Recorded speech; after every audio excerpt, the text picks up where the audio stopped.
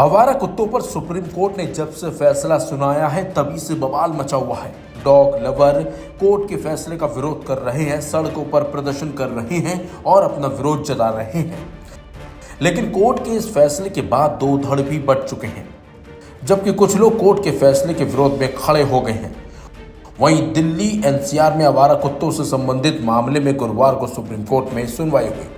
Justice Vikram नाथ, justice Sandeep Mehta और justice NB. Anjaria के 3 सदस्यों की बेंच ने सुनवाई की। कपिल सिब्बल और एस.जी. तुषार मेहता की दलील सुनने के बाद सुप्रीम कोर्ट ने फैसला सुरक्षित रख लिया। मामले की सुनवाई के दौरान सॉलिसिटर जनरल तुषार मेहता ने पीठ से कहा कि दिल्ली एनसीआर में आवारा कुत्तों के कारण बच्चों की मौत हो रही है। उन्होंने कहा कि इस मुद्दे को सुलझाने की जरूरत है, ना कि इस पर विवाद खड़ा करने की। तुषार मेहता ने कहा कि कोई भी जानवरों से नफरत नहीं करता। सड़क पर घूमने वाले आवारा कुत्तों से संबंधित याचिका पर सरकार की ओर से पेश हुए सॉलिसिटर जनरल तुषार मेहता ने कहा, 2 तरह के लोग हैं, एक जो इस बारे में बोलते हैं और दूसरे वो जो इससे परेशान हैं। तुषार मेहता ने एक वीडियो का हवाला दिया और कहा कि कुत्तों की नसबंदी से रेबीज नहीं रुकेगा। आवारा कुत्ते छोटे बच्चों को अपना शिकार बना रहे हैं, बच्चे मर रहे हैं। वीडियो देखिए, बहुत सारे हैं। दूसरा विकल्प है बाध्यकरण। मैं एनिमल लवर हूं, वो ठीक है, मगर आंकड़ा देखिए। इसी दौरान एसजी ने कहा कि रेबीज और कुत्तों के काटने का डेटा देखिए। सुप्रीम कोर्ट में दलील देते वक्त सॉलिसिटर जनरल तुषार मेहता ने एक बड़ी टिप्पणी की।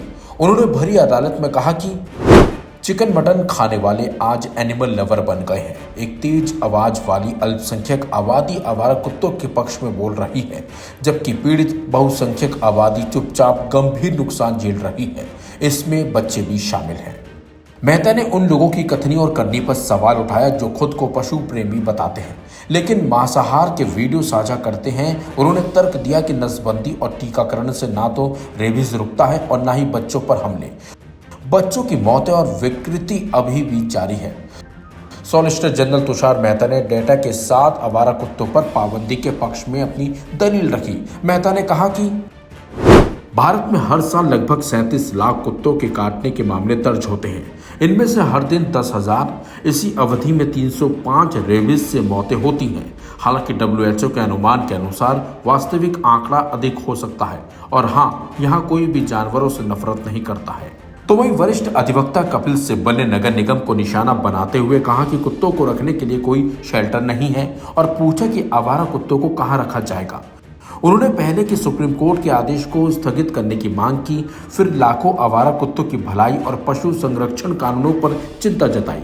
कपिल सिब्बल ने कहा कि मसला दिल्ली एनसीआर के विभिन्न इलाकों से कुत्तों को हटाने का है, शेल्टर बनाने और 2 महीने में रिपोर्ट देने का है। मामला यह है कि उन्हें छोड़ा नहीं जाए। मेरा कहना है कि वो कहां जाएंगे। इस दौरान कपिल सिब्बल ने कोर्ट में कई तरह के उपाय भी बताए। कपिल सिब्बल ने कहा कि कुत्तों को पकड़ने की कार्रवाई शुरू हो चुकी है। शेल्टर है नहीं और हैं तो बहुत कम। जहां जगह कम होने की वजह से वो और खतरनाक हो जाएंगे। रोक लगाई जानी चाहिए। इस पर सुप्रीम कोर्ट ने पूछा कि क्या सभी बिंदुओं पर, तो इस पर कपिल सिब्बल ने कहा, जी हां, मैं प्रोजेक्ट काउंटनेस की तरफ से हूं। बाध्यकरण एक उपाय है, पर उसे ठीक से लागू किया जाए। इसके बाद सड़क पर घूमने वाले आवारा कुत्तों से जुड़े मामले पर सुप्रीम कोर्ट ने एक बड़ी टिप्पणी की।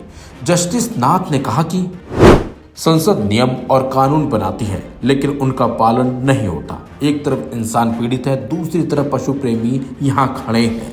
थोड़ी जिम्मेदारी लीजिए। जिन ने हस्तक्षेप याचिकाएं दायर की हैं, उन्हें हलफनामा दाखिल कर सबूत पेश करने होंगे, आप सभी को। इसके बाद सुप्रीम कोर्ट ने स्वतः संज्ञान मामले में अंतरिम राहत के तहत स्टे लगाने की मांग पर आदेश सुरक्षित रख लिया। लेकिन जिस तरीके से कोर्ट में बहस हुई है, उससे माना जा रहा है कि ये मसला अभी रुकने वाला नहीं है, बल्कि आने वाले समय पर इस पे विवाद भी खड़ा हो सकता है, अगर आवारा कुत्तों को लेकर कोई बड़ा उपाय या कोई बड़ा नियम लागू न किया गया तो।